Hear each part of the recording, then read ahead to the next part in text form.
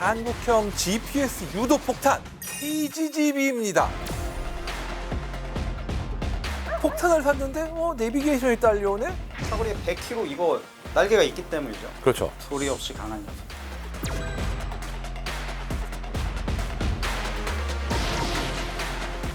이게 유도 폭탄이라고 하셨는데 그럼 유도만 하나요? 뭐 태권도나 뭐 합기도 이런 거 못하고?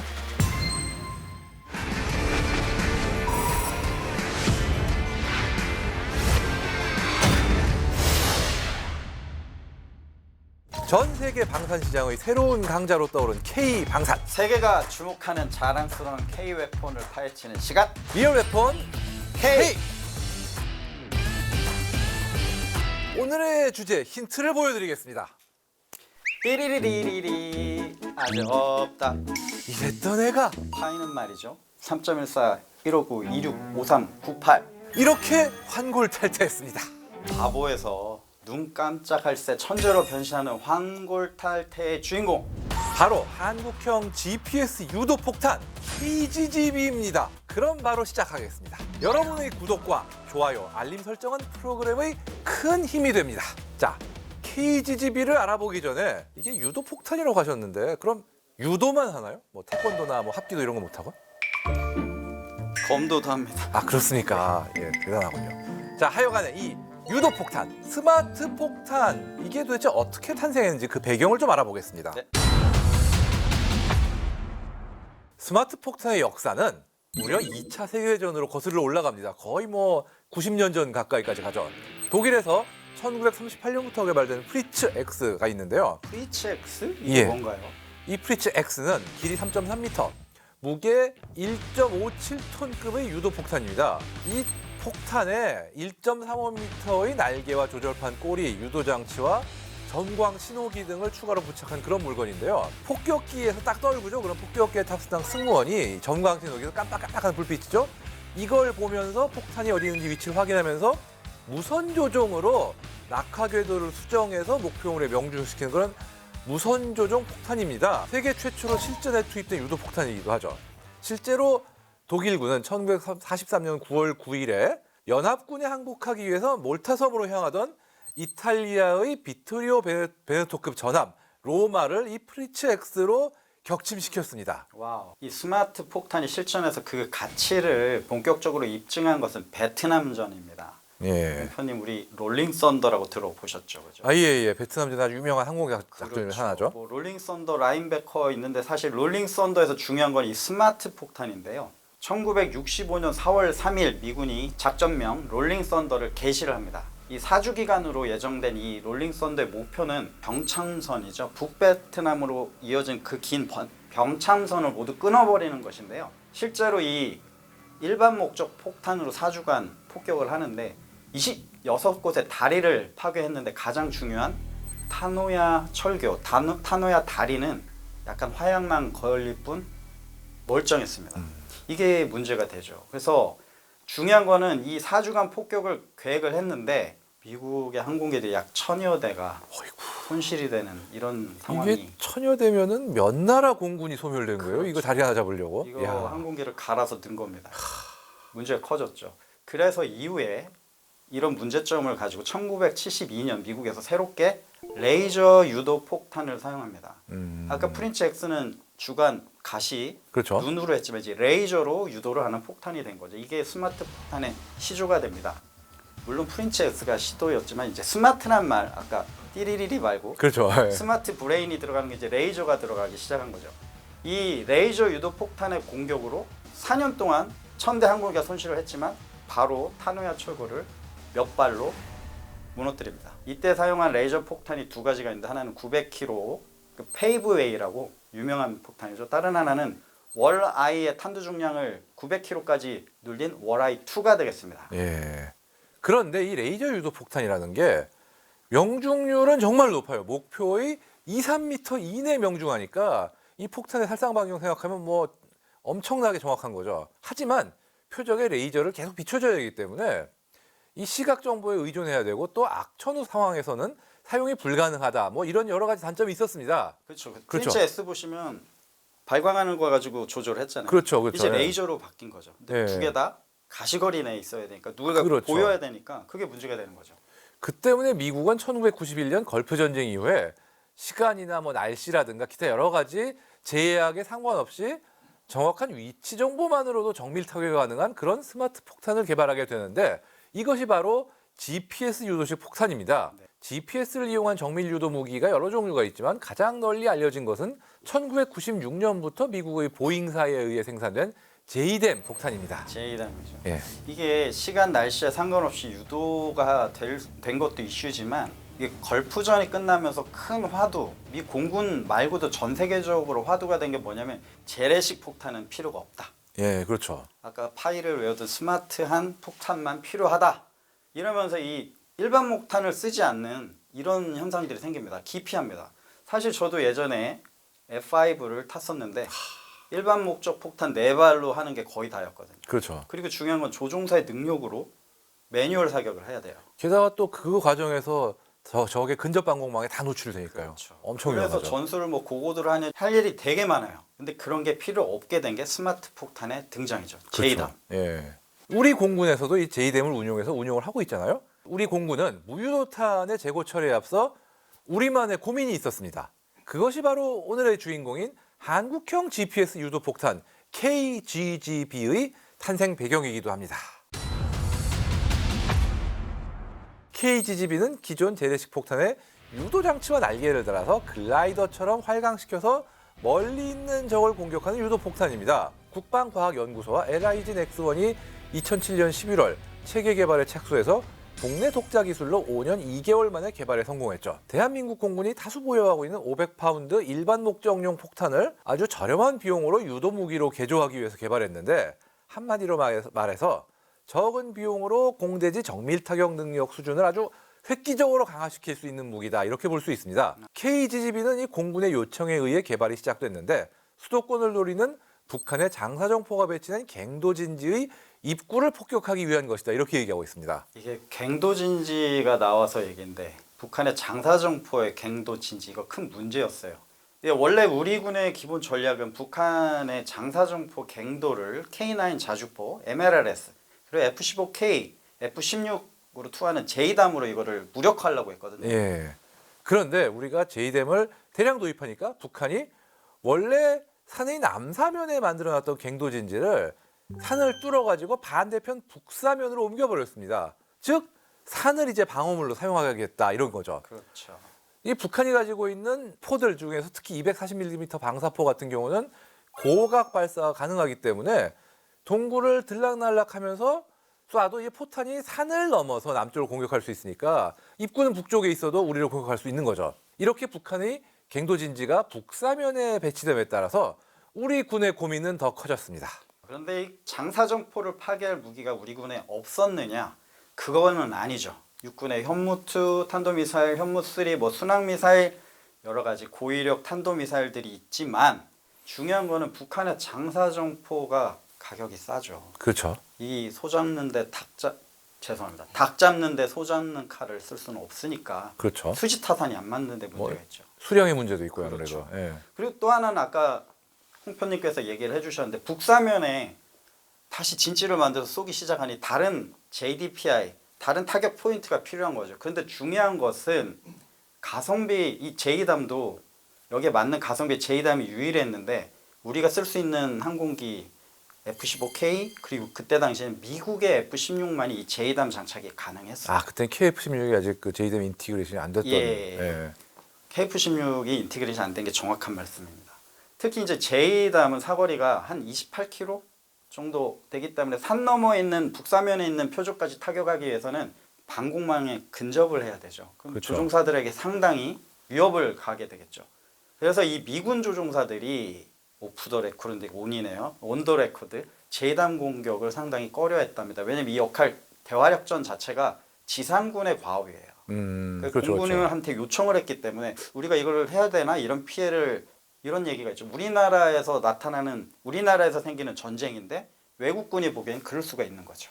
왜냐하면 그래서 목표물 가까이 안 가도 될 만한 이런 무기들이 좀 필요하다는 얘기가 좀 있었죠. 이런 고민이 KGGB 개발의 계기가 되었습니다. 예. 근데 이거 개발하던 중에 북한에서 연평도에 포격 도발하는 사건이 일어났죠. 이 예. 시기가 가속이 됩니다. 그래서 2013년에 드디어 대한민국 공군에 배치가 됩니다. 작전에 대한 얘기 조금 드리면 전시에 우리 전면 전시에 적의 공세를 늦추는 전승의 첫 번째 요소는 적의 작전 교리를 봤을 때 첫 번째 적의 화력인 포병 세력을 무력화시키는 게 첫 번째고요. 이후에 적의 기갑 세력 이 두 개를 무력화하는 게 큰 과업이라고 볼 수 있어요. 근데 적의 포병 화력을 제압하기 위해서 대화력전이란 작전 개념이 정립됩니다. 카운터 파이어라고 하는데 이것은 아까 말씀드린 대로 포를 포로 잡는다. 지상군의 과업이었어요. 근데 이 포를 한번 쏘게 되면 아까 쏘고 들어가고 아니면 남사면으로 나왔다가 북사면으로 나왔다 왔다 갔다 하기 때문에 이걸 제압하기가 상당히 쉽지 않거든요. 그래서 지상군에서 작전용으로 공구사라고 할 수 있는데 연합공군한테 이거를 무력화하는데 도와줘라. 이걸 빨리 무력화하는 것이 전쟁에서 우리가 빨리 승리할 수 있는 요건이 된다. 그래서 공군들이 투입되게 된 거죠. 그래서 이런 JDPI들 이런 요점들을 JDIM으로 때리게 되는데 아까 얘기하신 대로 이리 갔다 저리 갔다 이리 갔다 이걸 어떻게 할까? 그럼 북사면에 있는 갱도 문을 막아버리자. 못 움직이게. 그 역할을 하는 것이 바로 KGB가 한 거죠. 이후에 돈좌된 또는 무력화된 움직이지 못하는 장사정포는 JDIM이나 다른 폭탄으로 킬을 시킬 수 있겠다. 이게 지금의 대화력전의 개념입니다. 즉 육군 포병이 단독으로 대응하는 것보다는 연합, 합동 화력으로 빠르게 제압할 수 있겠다. 그 중에 1조를 담당하는 게 KGB가 되겠습니다. 예. 자랑스러운 KGB 이 재원을 한번 좀 살펴보겠습니다. 길이 2.5m에 날개폭은 3.24m, 날개가 꽤 깁니다. 무게는 316kg, 폭탄 자체는 500파운드니까 227kg인데 거기에 유도 키트가 89kg이 들어갑니다. 투발 고도는 35,000피트, 즉 고도 1만 미터 되겠네요. 돌입 속도는 마하 0.8, 987km 시속이고요. 최대 사거리는 100km 이상이라고 하고 이 원형 공산 오차는 10m 이하. 아무리 10m 이하라는 거는 지금 정확하게 밝히지 않기 위해 이런 거지 10m 정도 나온다는 얘기가 아닙니다. 예. 그다음에 유도 방식은 GPS에 플러스 관성항법 이제 INS 결합이고요. 자, 그러면 어떤 플랫폼에 달고 날 수 있냐? F4E, F5EF, F15K, F16, FA50, KF16, KF11 등등 한마디로 500파운드 폭탄을 매달고 날 수 있는 것들은 전부 다 이 플랫폼이 될 수 있습니다. 숨 좀 쉬고 하시죠. 예, 너무 많아서 그래요. 네. 이론적으로는 헬리콥터라도 500파운드 폭탄 달 수 있으면은 KGB를 운영할 수 있는 플랫폼이 될 수는 있을 수도 있습니다만 가능하겠는데요? 근데 하지는 않죠. 실험을 안 해봐서. 그렇죠. 예. 그리고 가격. KGB는 약 1억 원 정도 하는데요. 참고로 우리 공군의 공대지 미사일 파바이2가 약 11억 원. 헐. 원거리 지상 공격 미사일인 슬래미알이 약 23억 원인데 그거에 비하면 굉장히 싼 거죠. 그렇죠. 예. 근데 이 사실 KGB를 이제 한국판 JDAM이라고도 하는데 이 JDAM은 사거리가 많이 작습니다. 28km 정도 안 되는데 이 사거리가 잽도 안 되는데 비교를 많이 하시죠. 왜 그럴까요? 사실 이게 보면은 정확하게는 JDAM보다는 이 JDAM의 사거리 확장형인 JDAM ER하고 비교하는 게 맞죠. JDAM ER 같은 경우 사거리가 약 80km 정도 되고 오리지널 JDAM에는 없던 활광용의 날개가 있습니다. 참고로 JDAM ER은 2000파운드 버전이 있는데 이거는 보잉하고 한국 업체가 함께 개발했다 이런 얘기가 있죠. 어쨌든 이 KGB는 한국판 JDAM보다는 한국판 JDAM ER 이렇게 부르는 게 정확할 것 같습니다. 그렇죠. 생긴 게 익스텐드 레인지랑 비슷하니까요. 그렇죠? 말 나온 김에 우리 KGB와 JDAM 비교 한번 해볼까요? 예. KGB, JDAM 공통점은 GPS, INS 복합 유도 방식인데 일단 KGB는 GPS 쪽이 조금 강합니다. 네. 자, 오리지널 JDAM하고 KGB의 가장 큰 차이점은 날개가 있느냐 없느냐. 왜냐하면 활강을 해야 되니까요. JDAM은 날개는 아니고요. 안정판이라고 폭탄을 안정되게 각도를 조정하는 이 기능밖에 없고 KGB는 대신 익스텐드 레인지 확장하기 위해서 멀리 가기 위해서 날개를 다른 거죠. 활강을 한 거죠. 날개가 있다는 건 약간 좀 어느 에너지 드링크 약간 그 생각이 나는 그런 에너지 드링크. 그 왜 빨간 소 날개를 달아서 지금 CF까지 누르시나요? JDAM의 사거리가 28km 정도 약 이렇게 추정하는데 KGB가 사거리가 100km 이거 날개가 있기 때문이죠. 그렇죠. 사거리가 길다는 것은 이 폭탄을 투하하는 조종사에게 안전한 거리를 주게 되죠. 적 방공망 밖에서 떨어뜨릴 수 있기 때문에 적의 방공망 해봐야 그 밖에서 떨어뜨릴 수 있을 것 같습니다. 그렇죠. 말씀을 안 드린 이유는 비밀이라서. 막 웃으시는데 비밀입니다.